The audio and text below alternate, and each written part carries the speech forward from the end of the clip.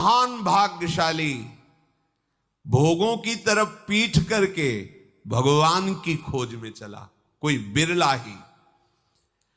इस मार्ग में चल भर तुम देव, लक्ष्य पे वो लक्ष्य खुद आपके पास आ जाएगा। आप पहुंच नहीं पाते, आप नहीं पहुंच सकते, आप नहीं पहुंच पाते, वो लक्ष्य खुद आपके पास आ जाता है। इसीलिए उनको करुणा वरुणालय कहा गया है। आप चलो तो उनके लिए तो चलो, आप उनके लिए तो थोड़ा रो, उनके लिए थोड़ा विकल हो। पर फिर प्रश्न आ जाता है, मैंने उनको देखा तो नहीं है। तो जब देखा नहीं, बात नहीं की है, तो फिर रोना कैसे आवे। इसीलिए कहते हैं नाम जप करो। अगर नाम जप है तो आप देख भी लोगे, बातचीत भी कर लोगे, मिल भी लोगे। तीनों बातें भगवान कपिल देव जी ने कहा है। वो मेरी मुख माधुरी का दर्शन करते हैं, मेरे से वार्तालाप करते हैं और मेरे साथ क्रीड़ा करते हैं, खेलते हैं। पर नाम जब अगर नाम नहीं है तो रूप की पहचान नहीं हो सकती। सामने रूप है, ये कौन है, तो देख तो रहे हो कौन। नहीं नहीं है कौन, बोले अच्छा अमुक है। नाम परिचय रूप का कराता है। और ये रूप अगाध प्रेम सिंधु है प्रियालाल का। हमें नाम मिल गया मतलब सब कुछ मिल गया, तिजोरी की चाबी मिल गई। भजन अनन्य मनुष्यो, श्री भगवान कह रहे हैं अनन्य मन से मेरा भजन करे। अभी हमारा मन अन्य भावों में युक्त है, अनन्य नहीं हो रहा है।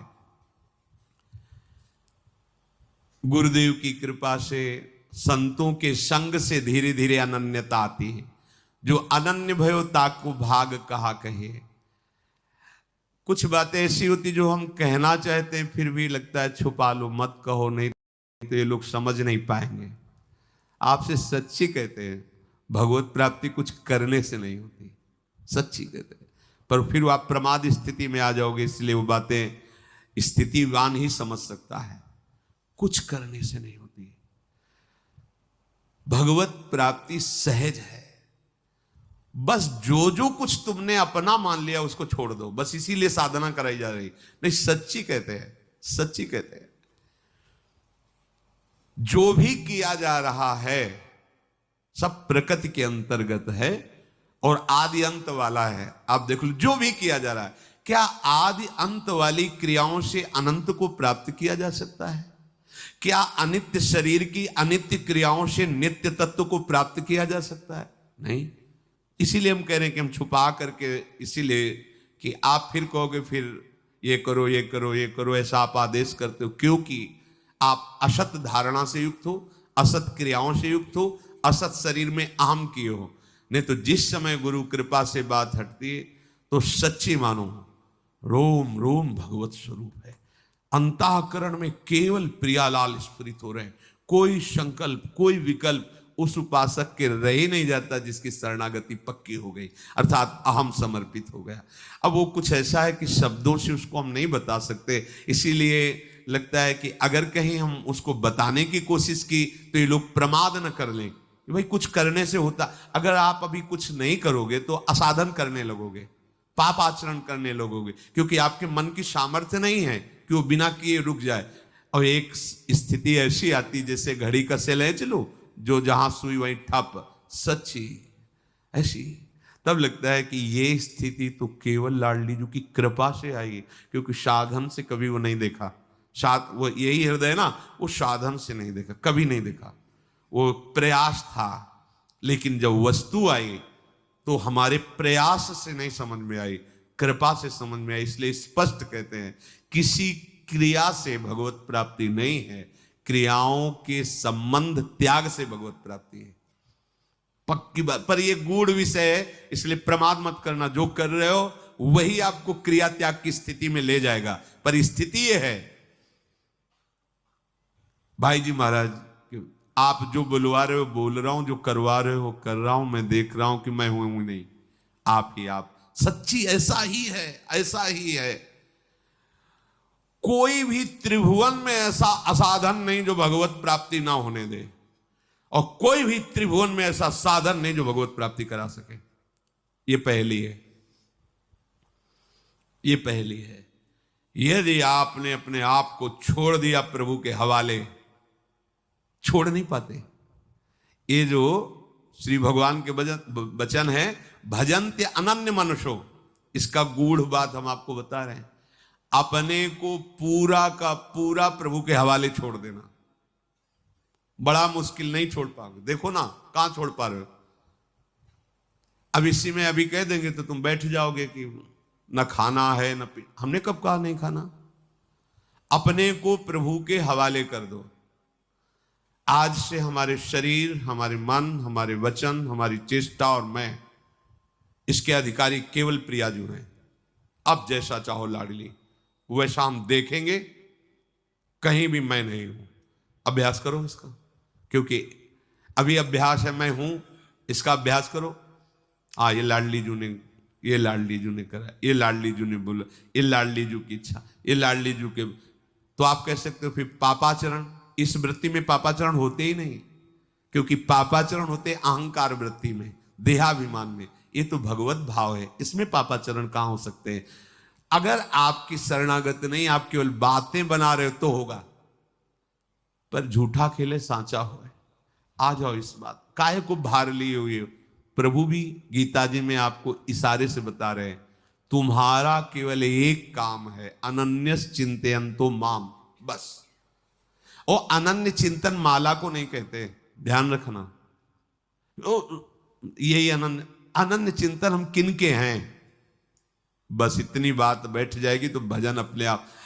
अब कुछ बातें कह रहे हैं कि हम कहना चाहते पर हमारे पास शब्द नहीं है, ये श्वास हम नहीं ले रहे हैं, ऐसे ही भजन हो रहा है पक्का। ये पलक हम जैसे नहीं झपक, ऐसे ही भजन हो रहा है। ऐसी दिव्यता आ रही है, दिव्य भाव पद का, दिव्य चिंतन पद कहीं नहीं, बिल्कुल नहीं है, कोई करता नहीं है, कहीं नहीं है। और आपको क्या बताएं, उठते बैठते चलते फिरते, तब बार बार बस इसी बात का रोना आता है कि अगर आप ना हाथ पकड़ती तो मैं कभी समझ ही नहीं पाता ये क्या है, कभी नहीं समझ पाता। वो एक अहंकार साधना का मैं, जितेंद्रीय मैं, महात्मा मैं, ये कुछ मैं नहीं।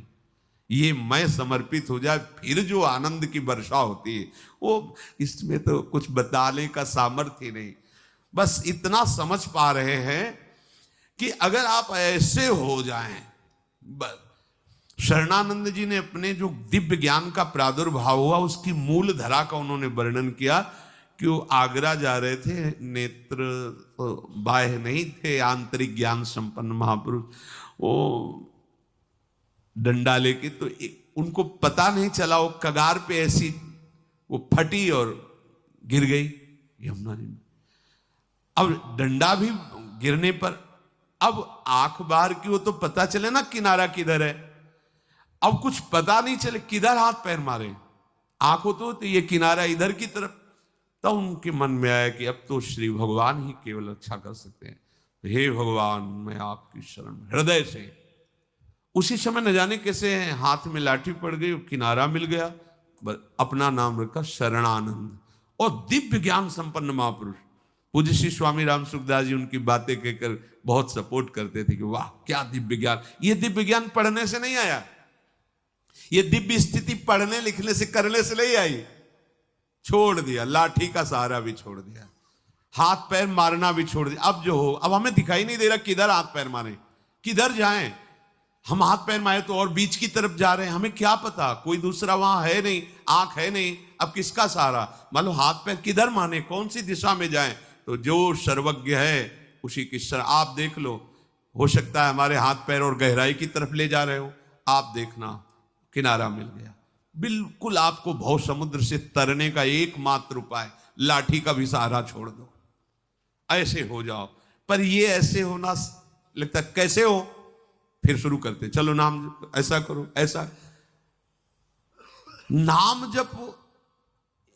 भोरी सखी जी कुछ इशारे से वर्णन कर रहे, कह रहे नाम श्वास दो बिलक चलत हैं, इनको भेद न मोको भावे। श्वासा ही नाम, नाम ही श्वासा, नाम श्वास को भेद मिटाए। ये बात यहां आती है, रोम रोम और रग रग बोले तब कछ स्वाद नाम। आपसे सच्ची कहते हैं कि श्री जी के सहारे हो जाओ, क्योंकि ऐसा अन्न नहीं है इस समय, ऐसा संयोग नहीं है, ऐसा वायुमंडल नहीं है कि हम प्रियालाल की अनन्यता धारण करके भजन में डूब जाएं। एक उपाय है, किसी अन्न की, किसी संग की, किसी भी प्रभाव की ताकत नहीं कि प्रियाजू की कृपा दृष्टि से हमें दूर ले जाए। ये हम आपको बता रहे हैं। अगर आप इन सब बाह्य बातों को गौर करके मुख्य बात हमारी महारानी जू का आश्रय ले लो। लालजू का इसलिए नहीं कहते कि लालजू की कृपा से ही तुम यहां तक आए हो, और लालजू की कृपा तुम्हें प्रियाजू के चरणों की शरणागति देने का मार्ग दिया है। रसघन मोहन मूर्तिम विचित्र केलि महोत्सवोल्लसितम राधा चरण विलोडित रुचिर शिखंडम हरिम बंदे। जैसे मां कोई भी कार्य कर रही हो, एक दृष्टि उसके अपने बच्चे पे रहती है, ऐसे अनंत माताओं का जो प्यार है वो हमारे श्री कृष्ण के वात्सल्य समुद्र के एक अंश से है। और ऐसे श्री कृष्ण जिनके प्रेम में बिक चुके हैं, वो हमारी लाडली जू। हम तुम्हें कैसे बतावें कि लाडली जू कितना प्यार करती हैं, हम सबको प्यार करती हैं। आप देखो, पीछे से जीवन को देखो और यहां तक देखो जहां बैठे हो। आप क्या किए हो जो यहां तक आ चुके हो? क्या किए हो? केवल कृपा दिखाई दे रही। आगे भी ऐसे ही बस चले जाओ, डूब जाओगे। हाथ पैर मारोगे तो डूबोगे नहीं, ऐसे चल राधा राधा। अगर आप चलोगे, धीरे धीरे चलो, कोई परिस्थिति देंगी कृपा से, तब ऐसे हो जाओगे। अब ये अहंकारी जीव सही ढंग से ऐसे नहीं हो रहा, परिस्थिति आती है, कृपा की परिस्थिति आती है।